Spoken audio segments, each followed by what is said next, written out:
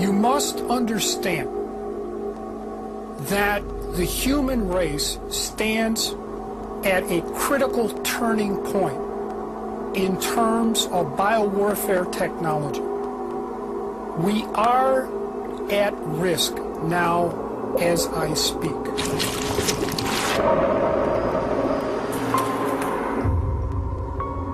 It was the 21st century's first act of biological terrorism. And that set investigative journalist Bob Cohen on his journey to penetrate the darkest secrets of many countries, allies and enemies alike, and all linked by their common pursuit of the ultimate bioweapon.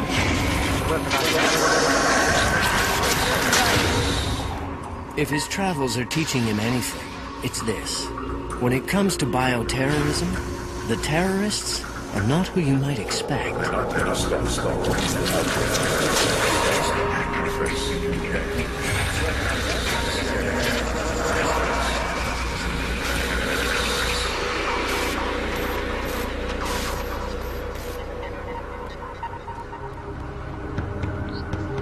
It came through the mail, just weeks after 9/11.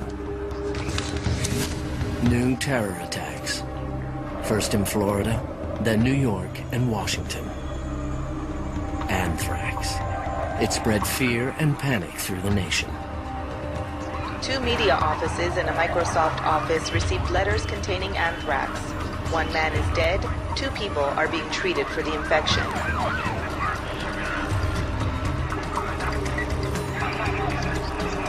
Someone had mailed letters laced with the deadly powder to the media and to U.S. senators. President Bush said he could not rule out that Osama bin Laden is behind the scare. And for the first time in modern history, the United States Congress was shut down. 5 people were killed, 22 infected, and the whole country filled with foreboding. If you take September 11th and the anthrax attacks on Congress, it was a 1-2 punch on our republic. And you have to remember the country was pretty jittery at the time because it was right after 9/11. People just thought we were just under siege. And so, you know, it was a perfect sort of storm that everyone was convinced that the world was out to get us, and then suddenly now we have anthrax. So it was a pretty good attack. If you think about it, the attack was against all of us. It went into the mail system, so that means it had the potential for spores to be delivered into anybody's home. Fear of anthrax infected the American psyche and was crucial in justifying the war against Iraq. Less than a teaspoonful of dry anthrax in an envelope shut down the United States Senate. Iraq declared 8,500 liters of anthrax, and Saddam Hussein has not verifiably accounted for even 1 teaspoonful of this deadly material. We all remember the horror of the Twin Towers. But the anthrax attacks all but disappeared from public consciousness. But not from Cohen's mind. He was raised in Africa, where anthrax had been used against the black majority during Zimbabwe's War of Liberation. It had caused the largest anthrax epidemic in modern times.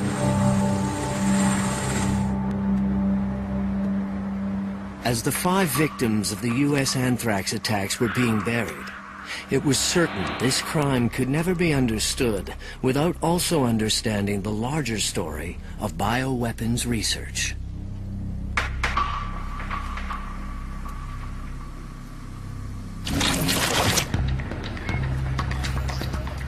The FBI's investigation, one of the largest in its history and codenamed Amerithrax, stretched out across 6 continents.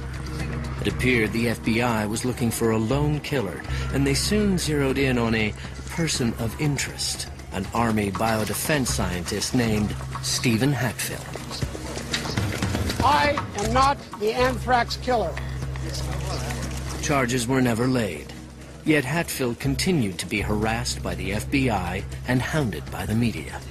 I object to an investigation characterized, as this one has been, by outrageous official statements, calculated leaks to the media, and causing a feeding frenzy operating to my great prejudice. Stephen Hatfield sued, and in June 2008, the U.S. Justice Department settled out of court, paying Hatfield $5.8 million.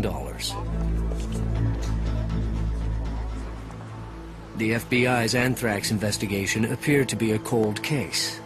And then, on August 1st, 2008, the FBI announced they had their man, another military scientist.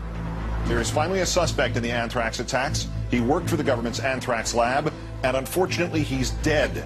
Because we believed that based on the evidence we had collected, we could prove his guilt to a jury beyond a reasonable doubt. His name was Dr. Bruce E. Ivins. Dr. Ivins dying Tuesday at Frederick Memorial Hospital in Maryland, reportedly after taking a massive dose of prescription Tylenol with codeine. His lawyer today asserting his client's innocent. With the only suspect now dead, the FBI's case would never have to be proven in court. As Bruce Ivins was being remembered, the FBI said it was closing the case. But some Army specialists, like biowarfare expert Richard Spurzel, were skeptical. He's dead, and they can close the case, and he can't defend himself. Nice and convenient, isn't it? If we read Sherlock Holmes or we read detective stories, you always say, who benefits, who had a motive? The lone gunman theory fits the needs of the FBI. Some madmen had basically stolen a small quantity of this or mixed it in his own house or whatever. He sent out a few letters and he is dead, so we don't need a motive. From day one, journalist Edward J. Epstein had challenged the FBI's single culprit theory, and now so did a target of the anthrax letters, Senator Patrick Leahy. I do not believe in any way, shape, or manner that he is the only person involved in this attack on Congress and the American people. I do not believe that at all.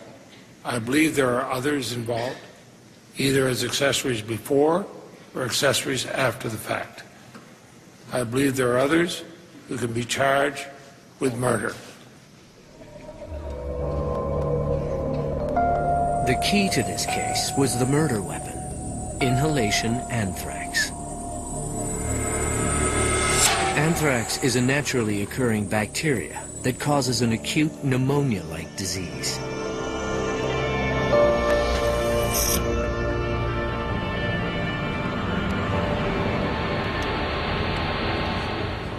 Bruce Ivins worked with anthrax in one of the world's most secret military labs, the U.S. Army Medical Research Institute for Infectious Diseases at Fort Detrick in Maryland.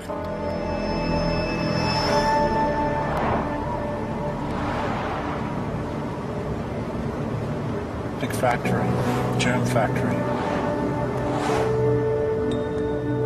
The U.S. biowarfare program was born here during World War II in response to fears about enemy germ weapon programs. It turned out that the Japanese actually deployed these weapons against the Chinese in Manchuria. After the war, Fort Detrick was ramped up as Army scientists weaponized anthrax and other deadly organisms. The spores of weaponized anthrax are processed into a fine aerosolized powder, easily inhaled into the lungs, causing death in as little as 3 days. At the height of the Cold War, the U.S. and other major powers possessed enough biological weapons to wipe out the human race. Then, the U.S. moved to stop the madness. The United States of America will renounce the use of any form of deadly biological weapons that either kill or incapacitate. President Nixon's decision paved the way for the destruction of the world's stockpiles of biological weapons. The 1972 Biological and Toxin Weapons Convention outlawed bioweapons.